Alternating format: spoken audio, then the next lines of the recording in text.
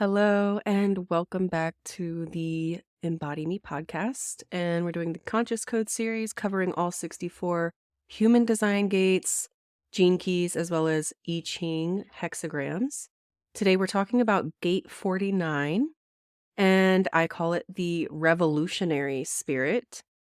Gate 49 sits in the emotional solar plexus center, and it's going towards the root center through the channel of synthesis via gate 19. And in human design, this is known as the gate of principles, the gate of rejection, or the gate of the catalyst. And in the gene keys, it's referred to as changing the world from inside. In the I Ching, it's called revolution. Fire heats the lake from below. And this is in the tropical sign of Aquarius. And in Vedic astrology, it is on the cusp of Capricorn and Aquarius. So the overall energy of gate 49 embodies a complex energy that focuses on principles, transformation, revolution, rejection, and acceptance. At its core, it's an agent for change, driven by a deep understanding of the flow of emotional energy and commitment to the highest principles. So, Gate 49 has this constant balancing act between leading transformation and being trapped by the reaction that the transformation brings. And it represents this innate sense of timing for change, coupled with the courage, wisdom, and empowerment needed to guide others. And at the same time, it warns of the dangers of raw emotion, fear, and a divisive us versus them mentality. So let's talk about the shadow of this gate, which happens to be reaction. And this shows up as the tendency to be driven by raw emotions and emotional reactions, often leading to impulsive behavior and decisions. So, of course, we know what reaction is, but let's go deeper into, how it shows up for you if you're more of an extroverted personality or have a reactive nature in general. This can show up as being rejecting, where you reject others before you feel rejected. You push others away if you feel like they are getting too close. And this fear gets greater when people are getting close to you. So you operate alone due to the fear of others rejecting you. And then when you're more of an introverted personality or have a repressive nature, this shows up as being inert, where you have no reaction. You shut down or dampen your emotional chemistry. So you can show up as being dry, lacking in emotion. Sexuality's dried up, you're hardly communicating with your partner. There's just a complete lack of emotion or reaction to anything. And this can come up because you might have a fear of nature's unpredictability and change, which can lead to a strong need for stability and adherence to rigid principles. And you tend to believe that there is a right way and a wrong way to do life, which can make you feel inflexible and unwilling to consider alternative approaches in your shadow. And from this belief, you may develop ruthless standards for yourself and others. And that leads to cutting people out of your life who don't meet your perfect standards. And due to the position at the top of social hierarchies, you may feel a need to be obeyed and have the power to accept or reject others based on their alignment with your principles. So your sensitivity to others' needs is based on your resonance with your own principles, leading to a tendency to reject those who do not align with your values. And because of this, you may risk quitting too soon, avoiding intimacy and meaningful connections in your relationships that could impact you in a positive way because you have that fear of rejection. In the repressive nature, you might compromise your values and uphold agreements that no longer serve your higher principles, completely out of alignment with your principles. So you either hold on too tightly to what your principles are, or you don't have principles at all. There's no standards that you use as a guide to make sure that you are in alignment with who you truly are and that people are in alignment with you as well.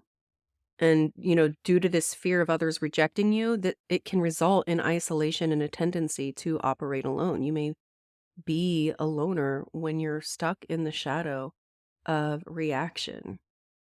But in your gift, the reaction turns into revolution, which represents the capacity for profound transformation and change. And you become catalysts for positive shifts and evolution in the world. So you have the gift of leading transformation in both your life and the lives of others. Your intuitive sense allows you to feel when it's time for change, renewal, or even a revolution. And you deeply understand the natural flow of energy, especially emotional energy, and embrace the change as natural and a necessary part of life. So your revolutionary spirit helps you see what needs to be improved and changed in your community or the world, and you take the lead in bringing about positive transformations. You have discernment and integrity in your relationships and interactions, and you make conscious decisions about who and what aligns with your principles in a higher aspect, a higher standard, right? And your ability to stand by your values inspires others to make transformative changes in their own lives. And you become a catalyst for positive shifts in those around you when you're in your gift. And you actually have a very down to earth approach. You're practical and grounded, and that helps change and upheaval the understanding and importance of addressing practical needs and making necessary improvements. So, this is all about leading others to align with their own principles, to identify what it is that can revolutionize humanity, letting go of old ways while embracing the birth of a new civilization, a revolution of new ideas, new principles, new things to stand for, right? And when you live and lead by example, you become an inspiring force for evolution and positive change in your community and even beyond. And that leads us to the siddhi of rebirth, which is your highest state of frequency. And this signifies a profound state of spiritual transformation and renewal, which brings about a mystical divorce from the old ways and allows for a new civilization to be born while the old one crumbles away. And is that not what we're going through on Earth right now? Literally witnessing the old world crumble. What used to be popular is becoming unpopular. Celebrities that people used to love are starting to show their true colors, and people are turning against them. And the old way of doing things is being questioned. And we're creating a revolution within society to uphold, to relook at our principles, re-examine them. Like, what are our principles as a human collective? And are we in alignment with those principles? And if you can see how the world is going, I would say that most of us can say that that is not the case. So now we are really looking at what's important to us and what is in alignment. And we are removing the things that are no longer serving humanity on a whole, especially with this. I mean, just think about the Capricorn and the Aquarius energy. They want to rise to the top. They want to be, especially with the Capricorn energy, they want to be at the top of the mountain. They want to always have that, self-improvement happening. And then the Aquarius is that humanitarian energy when they want to do it for the collective of humanity, not just themselves. So the siddhi of rebirth is necessary. We are birthing a new way of being in society.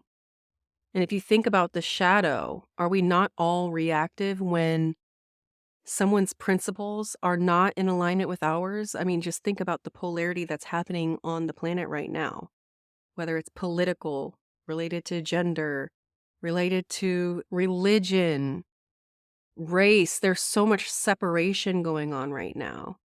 And we are all being so reactive in this separation. What we need to do is come together in a revolution against the system that has us fighting against each other through reaction. We need to get out of our shadow as a civilization, as a human collective, and lead our society into a rebirth through the gift of revolution.